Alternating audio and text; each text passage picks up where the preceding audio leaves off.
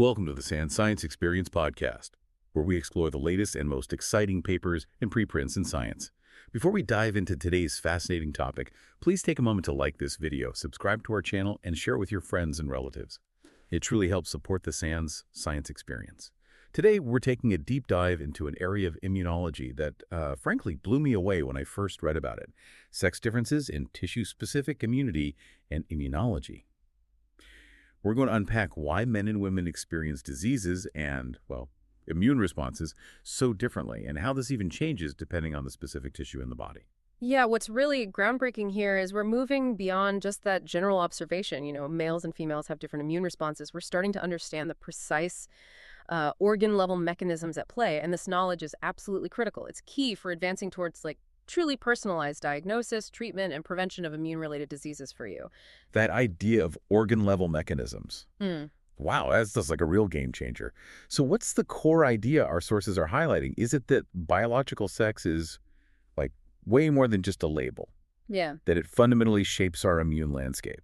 Precisely. That's exactly it. And these differences aren't just superficial. You see, immune cells are everywhere, in every organ, doing distinct jobs. So their activity and those sex-specific variations we see, well, they have to be interpreted in that specific tissue context. It's almost like the immune system has different operating manuals for different parts of the body. I like that analogy. And those manuals have, well, male and female editions. Okay, that makes sense. So we've got the broad strokes. But how exactly do these profound sex differences actually come about? Yeah. Our sources seem to point to three really powerful interconnected pillars. First up, genetics. I found this part pretty surprising, just how much our genes sculpt our immune system, especially the X chromosome, right? It's larger, carries lots of immune genes. That's right. And in females who have two X chromosomes, one is mostly inactivated, but, and this is key, about 23 to 30% of genes on that supposedly inactive X actually escape inactivation. Escape. Yeah, they stay active, and sometimes this happens in a tissue-specific way. A great example is TLR7. It's a gene crucial for spotting viruses. It often escapes inactivation, essentially giving females two active copies. So double the surveillance. Exactly. It significantly boosts their antiviral responses. It's quite a neat genetic loophole, really. Okay, so genetics is pillar one. Pillar two, hormones, things like estrogens, progesterones, and androgens.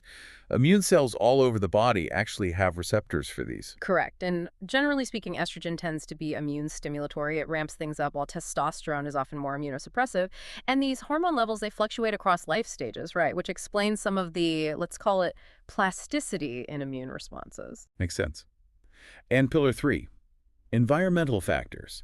This covers things like nutrition, behavior, even our microbiome. It's interesting how the sources mentioned gut and skin microbiomes differing by sex and how that influences autoimmunity in, well, at least in animal models. Absolutely. Now, it's one thing to grasp these sort of foundational elements, genetics, hormones, environment. It's another thing entirely to see how they weave together these really unique immune patterns in different organs, which brings up the important question: how does this actually play out in specific tissues? Right. Let's get specific. Okay, let's take COVID-19. We saw males generally experiencing more severe disease, higher death rates. And looking at male lung tissue, researchers found higher levels of ACE2. That's the receptor the virus uses to get into cells. Ah, the doorway. Exactly. Yeah. And a sort of blunted innate antiviral response. Part of this was linked to higher activity of an enzyme called AD2, which kind of counterintuitively actually inhibits some crucial antiviral signals. Huh.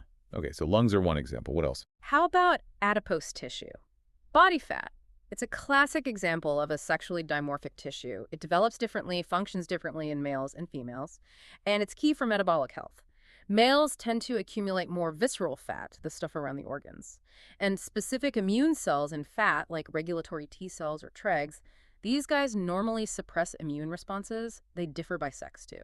Different Tregs and fat, depending on sex. Yeah. For instance, ST2 positive Tregs are more common in males, linked to glucose control, while CXCR3 positive Tregs are higher in females, more involved in managing inflammation.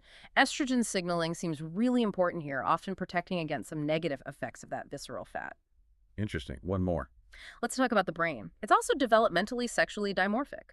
Microglia, the brain's own resident immune cells, show distinct genetic signatures based on sex. And what's really intriguing, in mouse studies, transferring female microglia into male brains actually reduced stroke damage. Wow, really? That suggests a direct role for these sex-specific cells. It certainly points that way. It's pretty compelling evidence. Okay, so this is where it gets really interesting, right?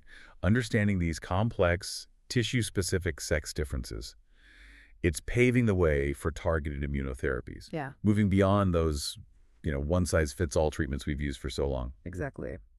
So what does this all mean for you listening right now? It means that future medical approaches are likely going to consider your biological sex at a much deeper tissue-specific level, hopefully leading to more effective diagnosis, better treatments, and prevention strategies tailored more precisely to your individual needs. Definitely something to ponder. How might future personalized medicine really leverage these deep insights into sex and tissue-specific immunity? How could it revolutionize health outcomes for everyone? That's our deep dive for today. If you found this insightful, please give us a quick like and subscribe. It really helps the SANS Science Experience continue to bring you the latest in science. Thanks for tuning in.